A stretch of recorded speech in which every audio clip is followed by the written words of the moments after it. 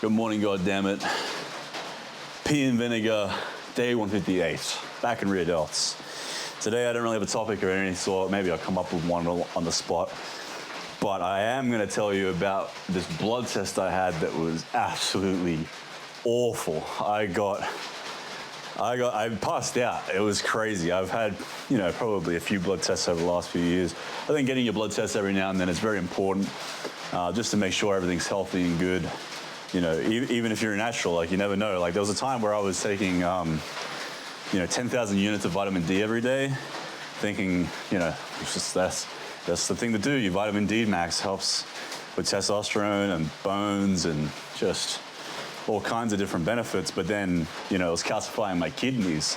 And had I not got blood tests, I could have really, really messed myself up. So, even if you're not injecting yourself with all the silly sups, you should still get blood tests done, because you never know what's might be going wrong and what you could optimize. When I do my 8 to 9 month, 12 monthly blood tests, I'll supplement with things. I'll try ashwagandha or Tongkat Ali or whatever, and that way I get to know if that stuff's working. You know what I mean? Lately I've been taking Tongkat Ali, and I was like, all right, let's see if it works. And I get my blood test back, and it may or may not have worked. But anyway, that's beside the point. I had an absolutely disastrous blood test today, and I'll get into it in a second.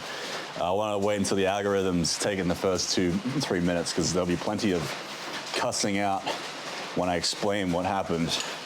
But let's just warm up. I'm deciding I'm going to start doing more warm-ups on my lifts. I'm just going to take the blood and guts theories to a T, because Dorian Yates, his theories work. So I'm going to start pyramiding up and doing, 2 warm-ups before exercises.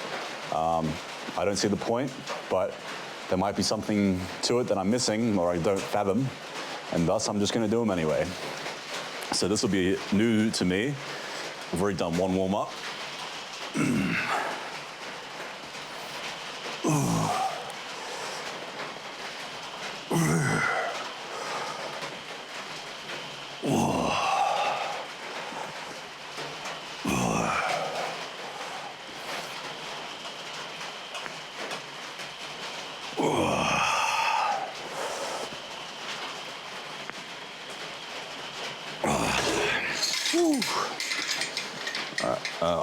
That's right, I haven't set up this machine. I totally got to set up a way to add more weight on it again, because it broke last time I was using weights. All right, I've jerry-rigged the machine. It's ready to go. Hopefully the weights don't fall off. Man, it'd be so cool to get one of those machines that go up to 180 fucking kilos, where I'd never be able to lift any of the weight anyway. Or it'd be a really good fucking, motivator, because he'd be like, oh, one day I can lift a stack, which is 180 kilos, good fucking luck. All right, here we go. Oh, no, fucking shit's too low.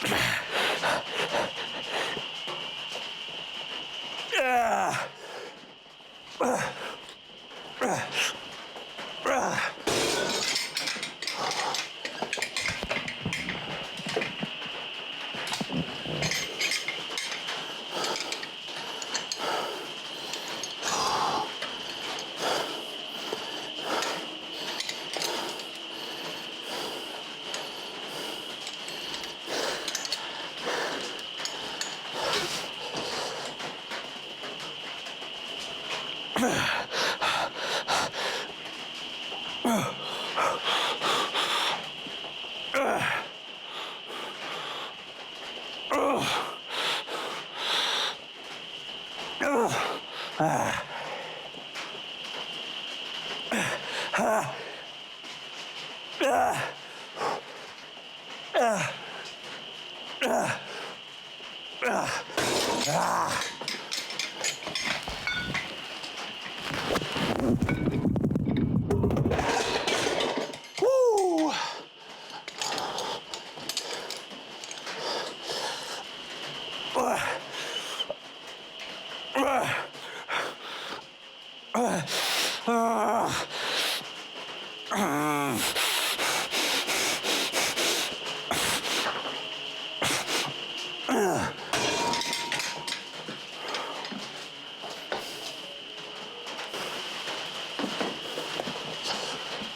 Oh, no, it's good.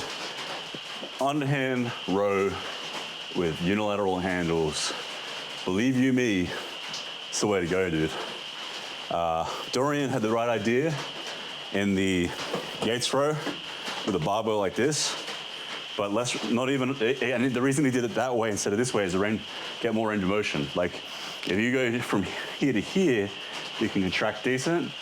You just supinate, you get even more contraction. You have handles that are separate, you can go even further. Underhand. If you do it right, it's gonna feel like your back's gonna cramp. It's so good, so good. Yeah. So today I went to get the blood test, and man, it was so whack. I go in there, and every time I go in there, it's like geriatrics. You have to wait in line for 50 minutes. You know, people are in there for like legitimate reasons. They're like fucking dying because they're old. I'm just sitting there like just being like, I want to optimize my hormones, or I want to optimize my my vitamin C level. Like, it's just, but fuck it, dude. Like, you should be allowed to optimize, right? And I pay for my blood test because doctors suck and they won't give you blood tests under the guise of optimization. A doctor's not going to be like, you can't go to a doctor and be like, hey buddy, you know, I'm pretty fit and strong and healthy and everything. I just want to get even better. It's cool if I get a blood test. They'll say no. So I pay like $150 for like a blood test every year sort of thing just to see what's going on. But yeah, everyone in there is like falling apart. So I feel bad, but it is droning. You sit there for like 15 minutes and people are just like melting. And then anyway, this lady comes out and goes, hey, with like a very thick Southeast Asian accent. And already, like, not to be racist, but I was like, all right. And then we go in, and like there's a huge issue. She doesn't know how to use the computer. She can't get the referral, all this shit. And I'm like, this is worrying me a little bit. And then eventually she's like, all right, let's do it. And she does protocol way differently to the normal chick that normally does the blood test, or the normal people, anyone else there I've done blood tests under. And she gets the needle out, and like, she doesn't ask me to squeeze my arm.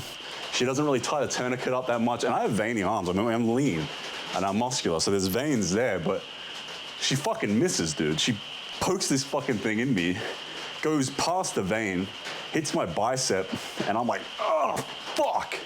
And then she goes, oh, I don't know what's wrong, like, because there wasn't much blood coming out, because there's fucking blood coming from my muscle, which is terrible for you, by the way. You can get fucking rhabdomyolysis from pulling blood out of a fucking muscle like that.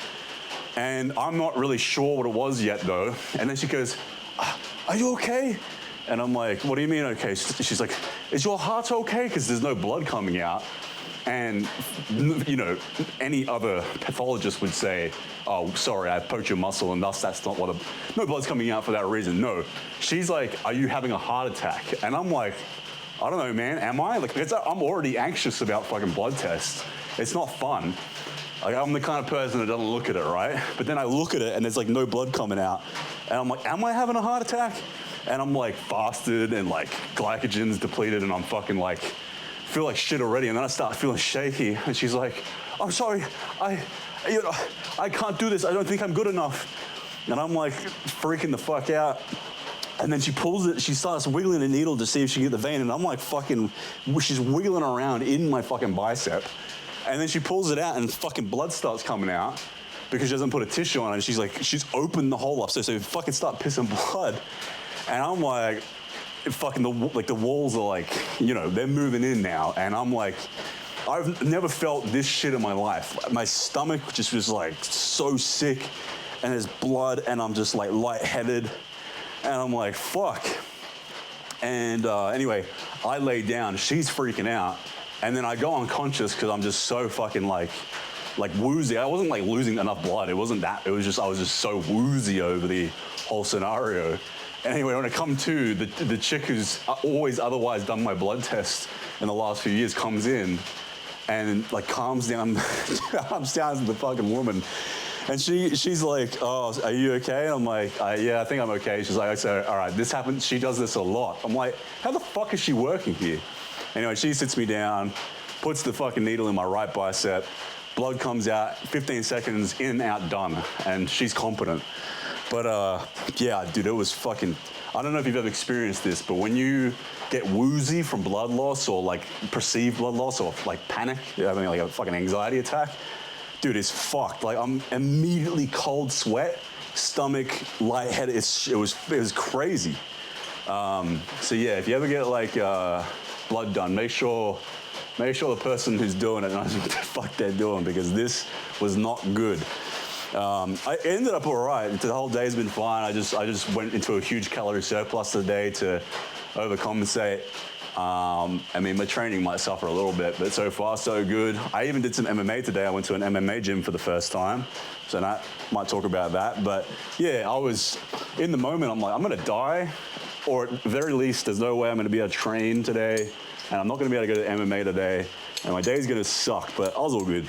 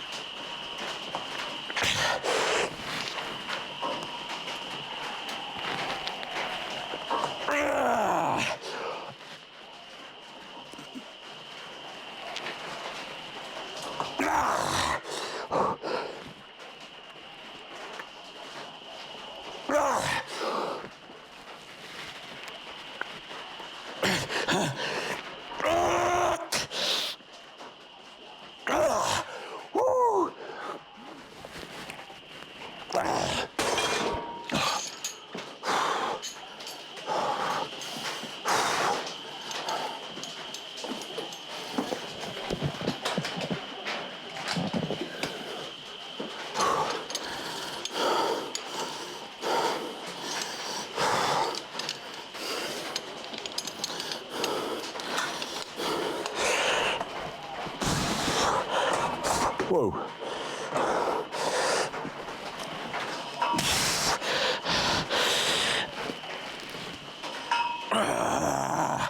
Ooh. Ooh.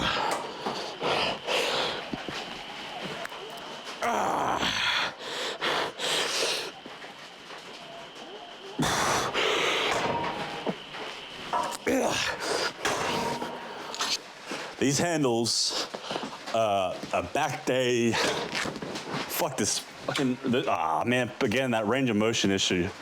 Because now I can't like get a stretch.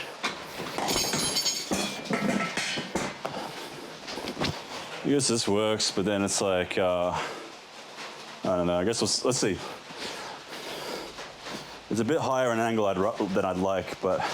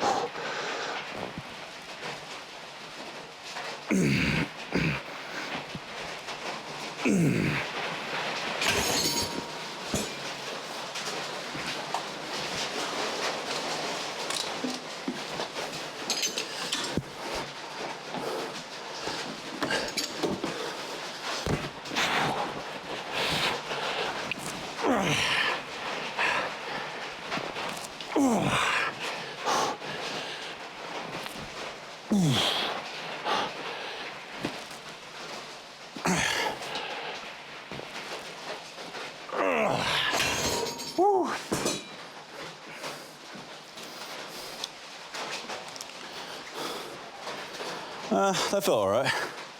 It's just, yeah, trying to hit those up and back. That actually felt pretty good. I felt like a good compound movement for the rear delts, rhomboids and stuff. That was all right. That might be it. That, or I just need it. That might be it if I tweak it.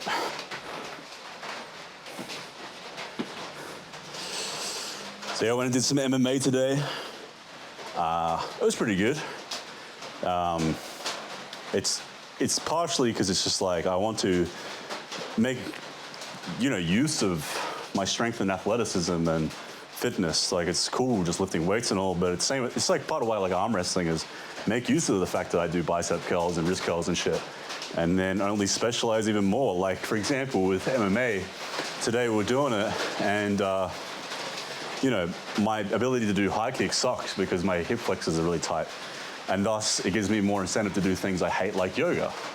And then on top of that, it was really good cardio source. Like, it was fun, and I was burning calories at the same time.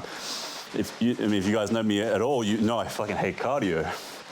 But it was actually really fun, and I was learning things and getting better with my self-defense techniques. I mean, I've self-taught boxing to the point where I have okay fundamentals. And then, I did judo as a kid. I got to like purple belt or blue belt.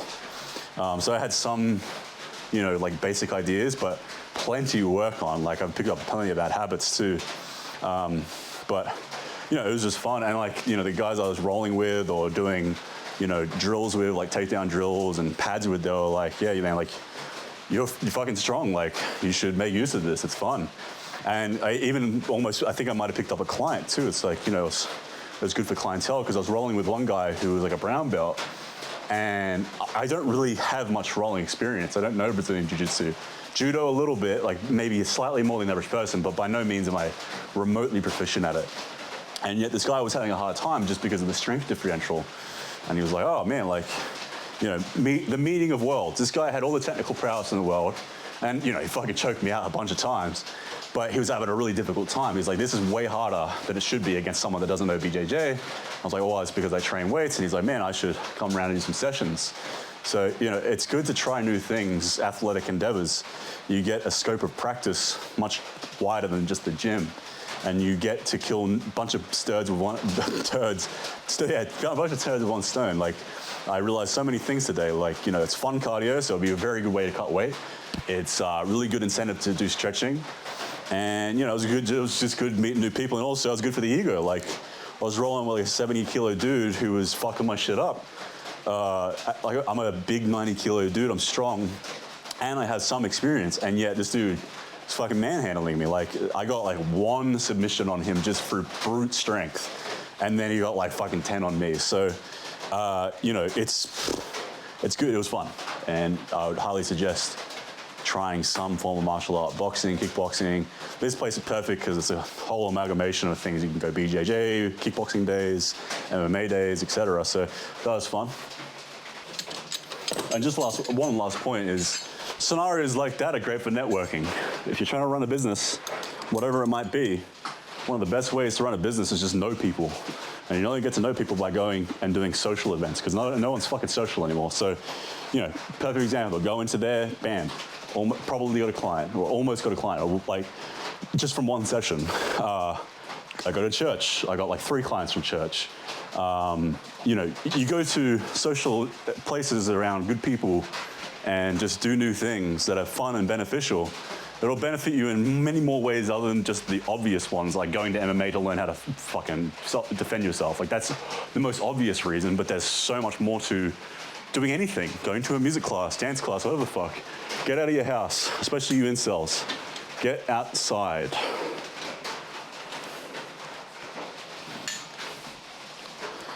All right. My favorite lat exercise, the lower lat destroyer.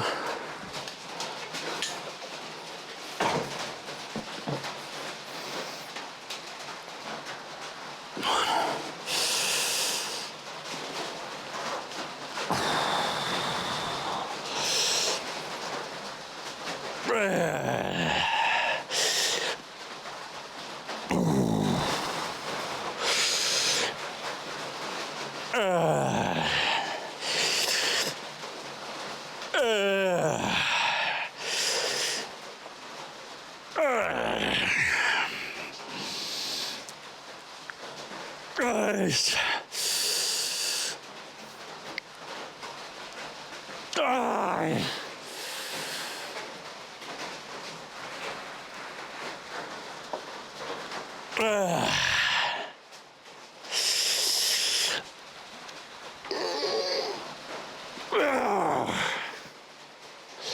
Ooh.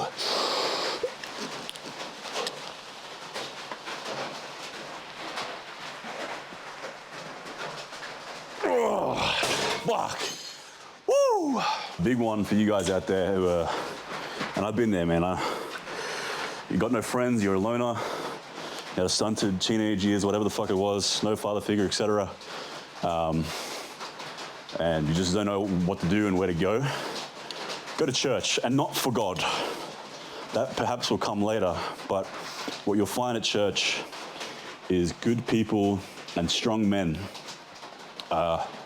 You'll be in the presence of strong, masculine, graceful men, mostly. I mean, obviously, church can be full of fuckheads sometimes too, but if you're lucky enough to get a right church and try all the different churches, you're going to find men. And if you're in that kind of, lack of a better word, red pill masculine phase of your life where you're all about masculinity, go to church and you'll see actual true men, men of value. And like before I went to church, I considered myself a very masculine guy, and I still do. Like, I have a lot of things that I consider that I'm proud of. I'll just say that. And I went to church and I found men are even more masculine, and not in like a shallow way, like I'm bigger, stronger, taller, deeper voice, all these different shallow masculine things, but I mean from a character, depth of character and morality. That's one thing I found at church, and I saw that in the MMA gym today too. And that's a very, very valuable place to be. And men like that will see where you are and what you are about and what you're trying to do, and they will take you under their wing. And in my case, not necessarily under their wing. I consider these people peers, but of a sorts. And if you're like 18, then yeah, if I was an 18-year-old kid like I was, it would have literally been taken under the wing and guided. Now it's kind of like just like dudes that I respect and can see value, and I don't know where I'm going with this, but basically if you're in that kind of place, which a lot of guys are nowadays, trying to improve yourself, but you don't know exactly what to do, just go out and do things. And an MMA gym, a boxing gym, or a church are three very, very good places to do such a thing. I mean, those are great places for anybody, really.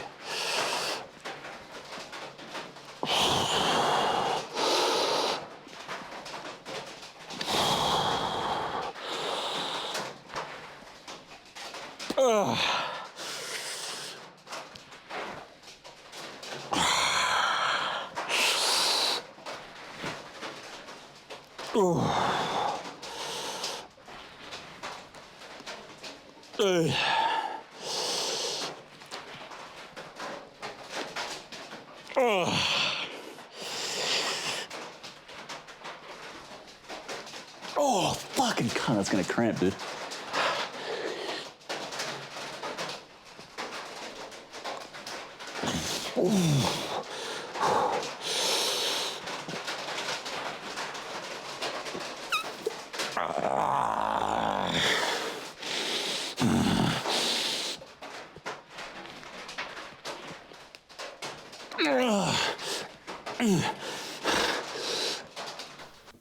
Alright, well, my mic fucking dies, so that's cool. But what was I talking about? I'm doing the new rear delts, which is this shit. This shit feels legit. This is a better way of hitting my rear delts, that's for sure. Man, what was I talking about? Yeah, going to church and boxing gyms, and yeah, man, even going to the gym's a good idea, right? Like, I mean, I'm sure a lot of you guys do go to the gym versus a home gym. The problem with the gym is it's a little bit less sociable because it's not as much of like, at church. If you're at a cool church like mine, you guys have lunch together and stuff. If you're in an MMA gym, you get to converse after the fact. But you know, in gym, you can make a gym bro. You can make gym friends with people at the gym. It's just a little harder, I suppose, but yeah, just go out and do things, man. I mean, it could be something totally unrelated to like fitness or masculine shit or fucking religious shit. It could be, fuck, I don't know. Go to an AA meeting. You might not even be an alcoholic. Just go to, go, go, go talk to some people. Listen to some crazy fucking stories about alcohol addiction or drug addiction or something. Get some cool perspective on life. Like, just do something. Don't sit in your fucking room all day and play video games and jack off to porn and be a fucking loser. Like, go out and just do something, and life will be way cooler if you just do that. Even if it's just go to the cafe in the morning and get a coffee or something. Just go out and meet some humans.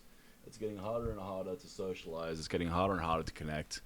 So it's, you know, the onus is on you to go out and at least try to get a semblance of that. And, you know, until recently, I've been absolutely awful at that for so many reasons. Anxiety, fucking video games, all kinds of different things that have stopped me from being able to go out and do things. But, you know, I just forced myself to do it, and I'm way better off for it. So, you know, big one too is if you don't have a driver's license, get a fucking driver's license as quick as you fucking possibly can. The sooner you can start driving around, the more likely you are going to be to have a social life and go out and do stuff and, you know, meet new people and shit. But a really solid one would just simply be go to an MMA gym or go to church. Like, that's two things I've done and two things that I've had so far. Even just the one experience in the MMA gym, I can see the massive benefits to it in so many different ways. And then someone that's been going to church for probably a year now, I can also attest to just incredible amount of benefits. And when you first go, it's awkward. You know, we are very conditioned to find Christianity cringe, and that's, you know, there's a very specific reason for that. But slowly you start to see, you know, and still even to this day, I'll see some things in the Christians that I'm like, ooh, and I just have to accept because, you know, everyone's different. And for me, it might be a bit cringe, but I just assume it's because I've been conditioned purposely to find it cringe. It's probably actually very wholesome, and that's part of being graceful. Anyway, so that's that. Go out and do some cool shit. I'm doing some posing after this, I think. The posing's going all right.